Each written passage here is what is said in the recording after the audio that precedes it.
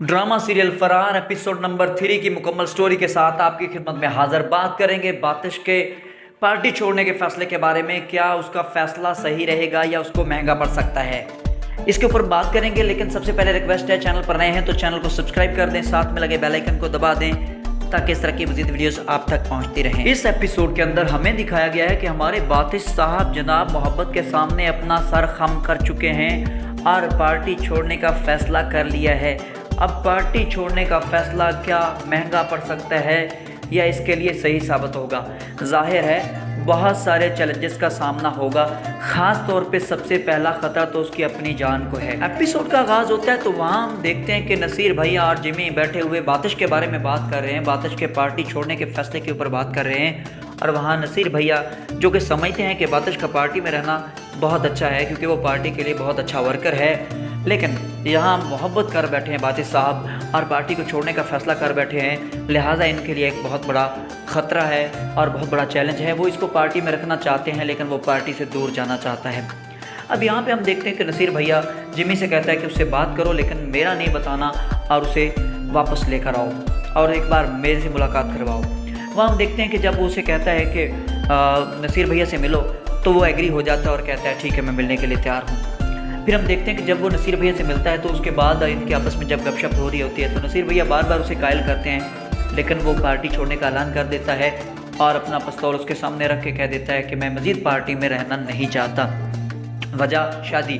वो कहता है कि मैं एक अच्छा इंसान बनना चाहता हूँ, मैं ये खूनखारी ये सारी चीज़ें छोड़ना चाहता हूँ, हर बदकारी छोड़ना चाहता हूँ और बस शादी करके अपनी ज़िंदगी एंजॉय करना चाहता हूँ। तो जब उससे सवाल होता है कि आप शादी के बाद क्या करोगे, अगर ये धंधा छोड़ दोगे तो कमाओगे कहाँ से, तो कहता है मैं मेहनत कर लूँगा। अरे भैया बातिश साहब, यही फ़ैसला आपने पहले किया होता, यही बात आपने पहले सोची होती और पार्टी को ज्वाइन ना किया होता। बहुत सारे नौजवान ऐसे हैं जब वो ज़िंदगी में टफ़ टाइम देखते हैं तो ऐसी पार्टियाँ ज्वाइन कर लेते हैं या कोई चोरी डिकेटी में मुलव्वस हो जाते हैं। अपनी ज़िंदगी को बेहतर बनाने के लिए हर गलत से गलत काम करने के लिए तैयार हो जाते हैं। पैसा आ जाता है, सब कुछ हो जाता है, लेकिन ज़िंदगी तबाह हो जाती है। फिर जब वो काम छोड़ना चाहते हो, वो गैंग्स आप छोड़ना चाहते हो, वो पार्टियाँ आप छोड़ना चाहते हो, तो तब भैया बहुत मुश्किल हो जाता है। ये पार्टियाँ फिर आपको छोड़ती नहीं हैं, ये गैंग्स फिर आपको छोड़ते नहीं हैं। आप समझते हो कि बस जब दिल किया ये ज्वाइन कर लूँगा, जब दिल किया मैं इस दुनिया से चले जाऊँगा। ये एक अलग दुनिया है, काले धंधे की दुनिया है। यहाँ आना तो शायद आसान है लेकिन जाना आसान नहीं है। हाँ, जाना होता है, फिर इस दुनिया से ही जाना होता है। तो बहुत टफ एक चैलेंज आने वाला है बातिश के लिए, क्योंकि वो सीधा कह चुके हैं कि मैं पार्टी ज्वाइन नहीं करूँगा, पार्टी मज़ीद नहीं रखूँगा और मैं सिर्फ़ और सिर्फ शादी करके। अब वो शादी किससे करने जा रहा है भाई? शादी उससे करने जा रहा है जो पार्टी का पहले ही दुश्मन है। अब मज़ीद ख़तरा। जब नसीर भैया को जवाब देने के बाद बातिश वापस आ जाता है अपने दोस्त जो कि सिंगर है उसके साथ गपशप कर रहा होता है, खाना खा रहा होता है, तो फिर उसे एक कॉल आ जाती है और नसीर भैया उससे कहते हैं हाँ मैंने शाह साहब से बात की थी, शाह साहब अभी आपको यही समझाना चाह रहे हैं कि पार्टी ना छोड़ें, बहुत नाराज़ हैं, गालियाँ निकाल रहे थे और गुस्से हो रहे थे, लेकिन बाद में कुछ समझ गए कि अच्छा भाई चलो शादी करने जा रहा है, कर लेने दो। हालांकि उनका ऐसा माइंड नहीं है, वो इस बंदे को फंसाना चाहते हैं क्योंकि वो कभी गवारा नहीं करेंगे ये पार्टी छोड़ के चले जाए। अब मसला क्या है, वो इसे टारगेट देंगे और वो कह रहे हैं कि ये शाह साहब की तरफ से आखिरी टारगेट है आपके लिए, बस ये कर दें और उसके बाद शादी करें, एंजॉय करें। इस तरह की बड़ी मीठी मीठी बातें करके उसे फंसा रहे हैं। अब उसे बताया नहीं जाता टारगेट कौन सा है। जब वो पूछता भी है तो टाल मटोली कर दी जाती है और कहा जाता है कि कल जिमी आएगा, आपको पिक कर लेगा और टारगेट दिखा देगा और आप उसे लटका दीजिएगा। चलो मान जाते हैं यहाँ पे बातिश भैया, एक बार फिर मान जाते हैं। एक और बड़ी गलती, अब देखिए जब आप तौबा कर चुके हैं, जब आपने कह दिया है कि बस मैंने मोहब्बत कर ली और मोहब्बत के आगे सब कुछ छोड़ दिया, हर आदत छोड़ दी, तो फिर एक बार फिर क्यों तैयार हुए? क्यों भैया आप टारगेट एक और ले रहे हो?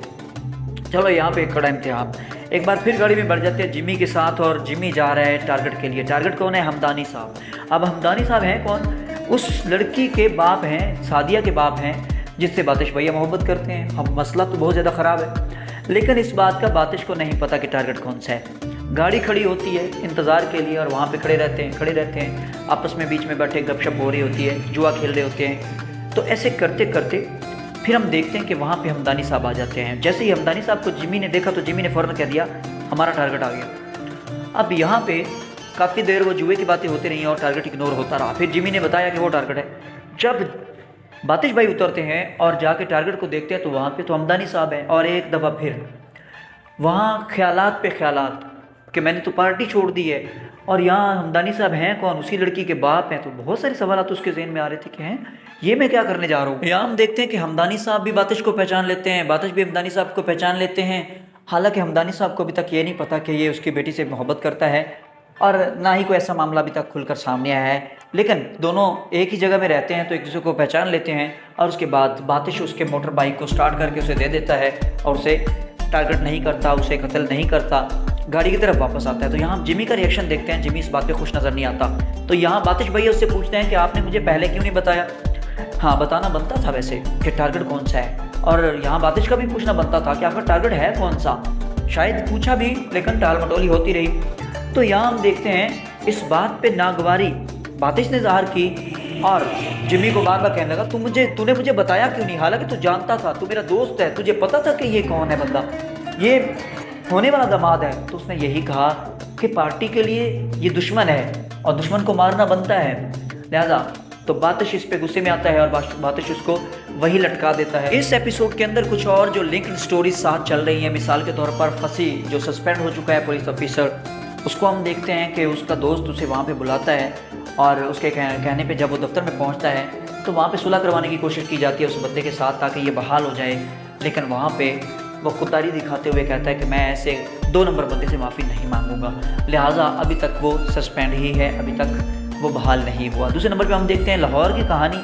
तो वहाँ लाहौर में मामला अभी तक वैसे के वैसे, जैसा कि हमने देखा कि नौकरानी ने जब चौधरानी साहिबा के बाल बना रही थी तो उसे अपने हस्बैंड के बारे में बताया और 100 बददुआएं दी कि अल्लाह करे वो ट्रक के नीचे आ जाए, गाड़ी के नीचे आ जाए, वो मर जाए।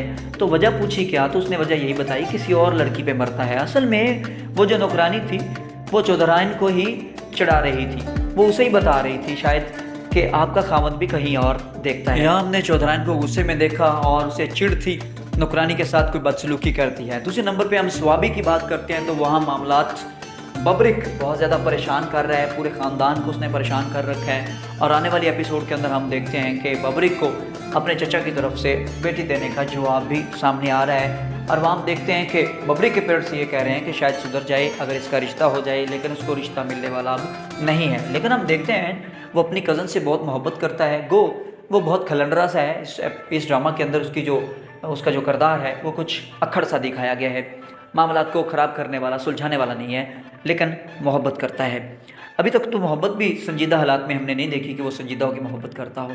तो यहाँ पे इस एपिसोड के अंदर ज़्यादातर जो मेन फोकस रहा वो कराची का सेंटर रहा और कराची में आज़म शाह की पार्टी और पार्टी को छोड़ने वाले बातिश के ऊपर बात रही। और यहाँ पे हमने देखा मोहब्बत जीत गई, और मोहब्बत है किससे, सादिया से, जो कि प्रोफेसर हमदानी साहब की बेटी हैं, और वो मोहब्बत जीती। और यहाँ पे बातिश के लिए अब एक ख़तरा बन चुका है। आने वाले एपिसोड में देखेंगे कि बातिश के लिए कौन कौन से चैलेंजेस हैं। अब तक के लिए इतना ही। मज़ीद इस तरह की अपडेट्स के लिए, इस तरह के ड्रामा के रिव्यू के लिए हमारे चैनल को सब्सक्राइब कर दें, साथ में लगे बेल आइकन को दबा दें ताकि इस तरह की मज़ीद वीडियोस आप तक पहुंचती रहें। बहुत शुक्रिया, अल्लाह हाफिज़।